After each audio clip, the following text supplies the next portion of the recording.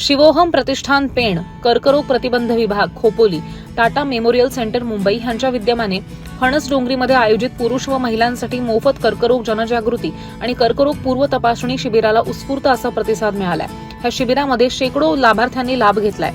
अश्विनी भूषण कडू यांच्या अध्यक्षतेखाली शिवोह प्रतिष्ठान पेण यांचा हा पहिलाच कार्यक्रम असून तो यशस्वीरित्या पारही पडलाय।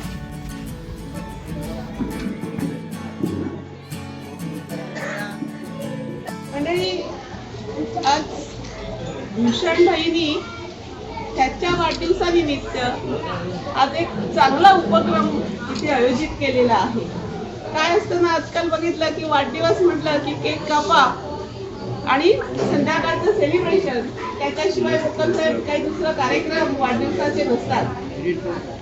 पण भाऊ, आज आनंद वाटतोय की भूषण भाईसारखी चांगली मंडळी ही समाजाला आज काळाची गरज आहे। म्हणजे काहीतरी नाच गाण्याचा कार्यक्रम ठेवणं, काहीतरी मटणाची पार्टी देणं, ह्यापेक्षा ज्याच गरजेचं आहे आज आपण बघतो की म्हणजे कुणाच्याही वाट्याला येऊ नये असा हा रोग आहे। म्हणजे कर्करोगाने जर काय सुरुवात केली तर तो हळूहळू हळूहळू इतका पोखरला जातो की पहिल्या स्टेजला तर महिलांच्या लक्षात सुद्धा येत नाही। आपण आपल्या कामात असतो, दिवसभराची आपली गाडगी चालू असतात, परंतु काहीतरी दुखतंय, होईल बरं, नको जायला डॉक्टरकडे, या भावनेतून आपण आपलं ते अंगावर काढत असतो आणि अंगावर काढणं इतकं घातक ठरतं।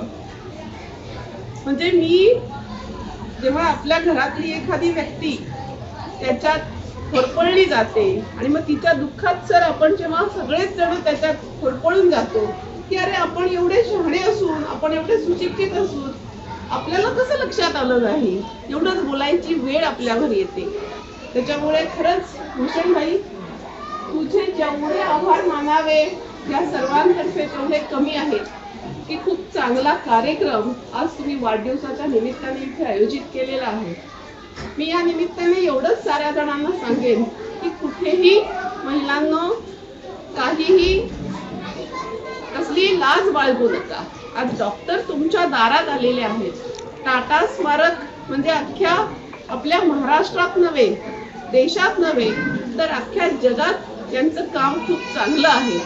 म्हणजे आज आपण सांगितलं संतोष भाई तरी डॉक्टर पेशंट पाठवल्याला लगेच देऊ नाही शकत आहेत अपॉइंटमेंट, इतकी लाईन त्या टाटा केंद्राला भाऊ चालू असते।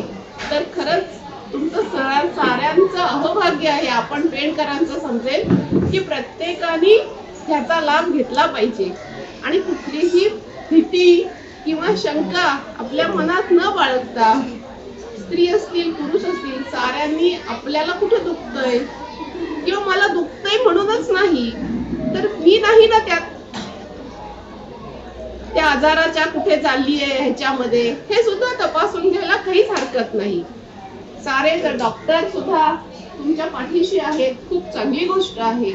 असेच कार्यक्रम तुम्ही करत राहा।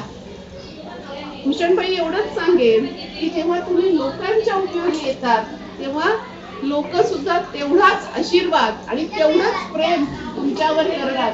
आणि आज वाढदिवसाचं औचित्य साधून तुम्ही हा जो काही उपक्रम केलेला आहात, राबवलेला आहात, त्याबद्दल पेणकरांच्या साऱ्या जनतेतर्फे, आम्हा साऱ्यांतर्फे तुम्हाला भरभरून आशीर्वाद देतो, शुभेच्छा देते आणि असेच मोठे व्हा आणि सगळ्या समाजात तुमचं नाव कमवा, एवढ्या साऱ्या शुभेच्छा तुम्हा सर्वांतर्फे आणि माझ्यातर्फे माझ्या छोट्या भावाला देते आणि थांबते। जय जय।